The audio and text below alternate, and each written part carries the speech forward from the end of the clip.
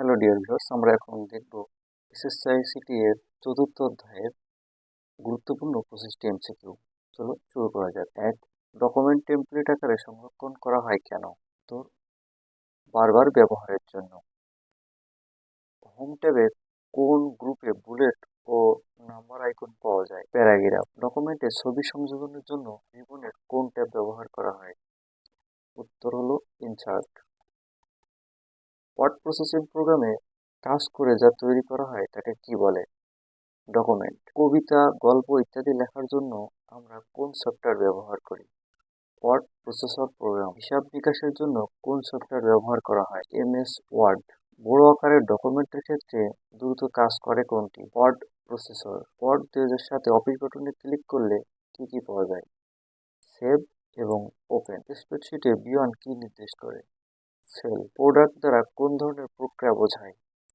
গুণ করা। লেখালেখি সফটওয়্যার তালিকা করার জন্য কোনটি ব্যবহার করা হয়? বুলেট।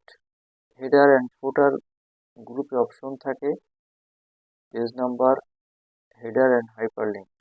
আমরা জানি হাইপারলিঙ্ক তোমাদের পার্টের কোনো অংশ না, সেহেতু পেজ নাম্বার এবং হেডার। স্প্রেডশিট শব্দের আবিধানিক অর্থ কি? ছড়ানো পাতা। সবচেয়ে বেশি ব্যবহৃত স্প্রেডশিট প্যাকেজ প্রোগ্রাম কোনটি?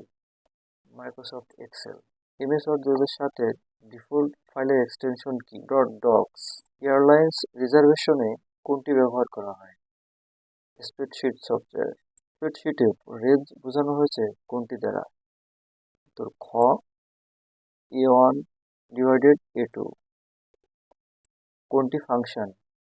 Equal to product. বুলেট অপশনটি কোথায় থাকে? প্যারাগ্রাফ।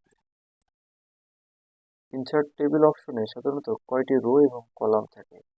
উত্তর ক, 8টি রো এবং 10টি কলাম। লাইন স্পেসিফিক অপশনটি কোন গ্রুপে অবস্থিত? উত্তর খ, প্যারাগ্রাফ। ইকুয়াল, সাম, C12 এবং C21। এখানে C12 এবং C21 কি? এটি হলো সেল রেঞ্জ। স্প্রেডশিট ব্যবহার করে আমরা করতে পারি, অর্থাৎ এমএস এক্সেল ব্যবহার করে আমরা কি কি করতে পারি? উপস্থাপনা, গুণ, যোগ। উপস্থাপনা করা যায় না, এখানে গুণ এবং যোগের কাজ করা যায়। ওয়ার্ড প্রসেসর উইন্ডো অফিস বাটনের অবস্থান কোথায়? উপরের বাম দিকে। প্রিপেয়ার অপশনটি ওয়ার্ডের কোন বাটনে থাকে? অফিস বাটনে।